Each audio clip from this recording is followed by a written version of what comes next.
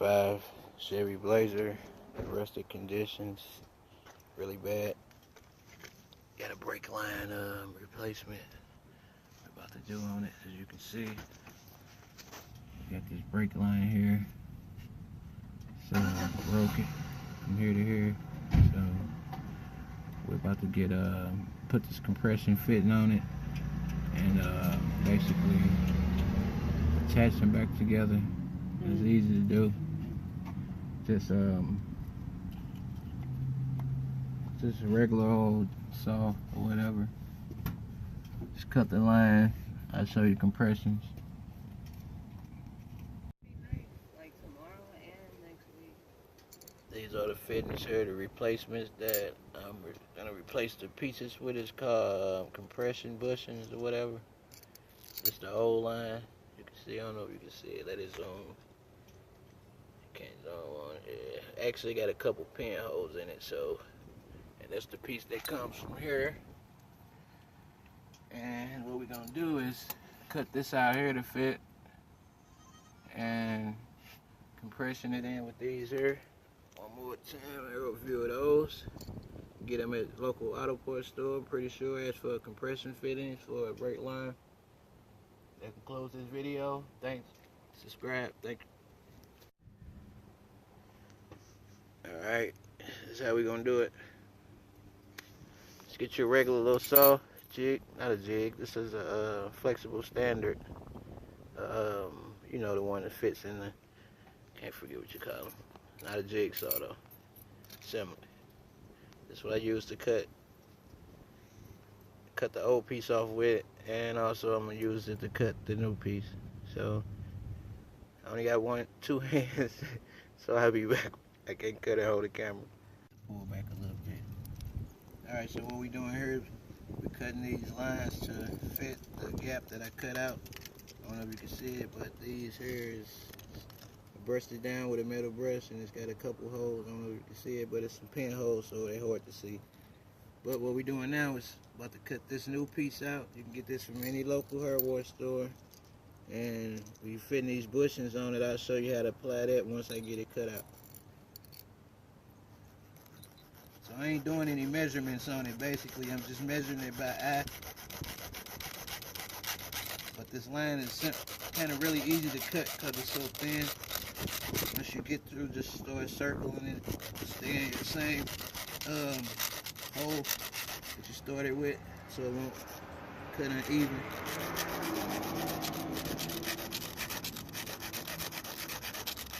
Let's speed this up in the video. You know how they be doing it. I need something to base that, but it's cool. There you go. Got my helper with me today, y'all. Those who know me know who she is. Those who don't, just look at her hands. Alright, let's get this in.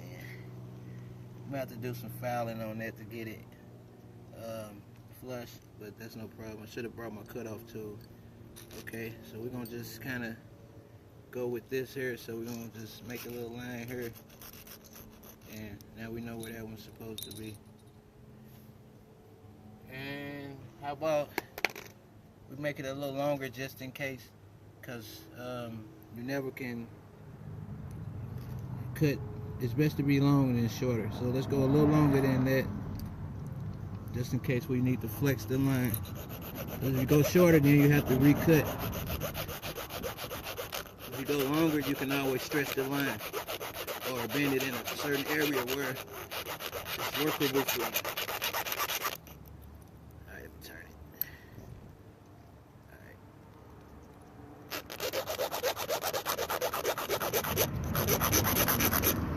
Remember to keep turning to stay in your inside the same cut line, so it won't be. It's best to keep it flush when you're using these compression fittings, or it won't get a good seal. So now you can see this a little bit. I'm gonna have to. I brought a file. I'm gonna file it even. Okay, I couldn't find my. It's an out job, so I didn't bring my file, so I brought these handy dandy metal cutters. 10 cutter. So basically, I already cut it. So basically, this I'm just showing you. Just keep spinning it until it's all flush complete. And also, it's gonna be a little bird around here, so make sure you can just use the ground or something to get the just get it back smooth and off, get the cut lines off the ends of it. It's no biggie. Ground will help, the same thing as a file basically. Just on both sides. Just to get it back smooth around the edges. Turn it while you're scratching it. And no need to worry about it because these compressions fits in the inside of her, so it wouldn't matter if you do it a lot, so you really can't mess it up. Just make sure that it's enough that you feel nothing, because when you get ready to slide into these rings, it's got to slide right in without no resistance. Like this one here, that's not a good fit, so we're gonna have to go just a little bit more on those sides. You can feel them with your hands if you feel them.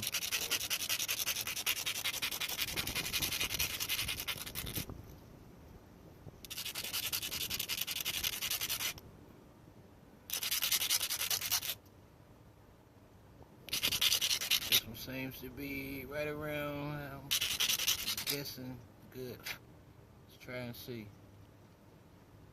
Yep. So basically, that's how you need the compression piece, and then it goes here. And oh, I'm sorry, this goes on first.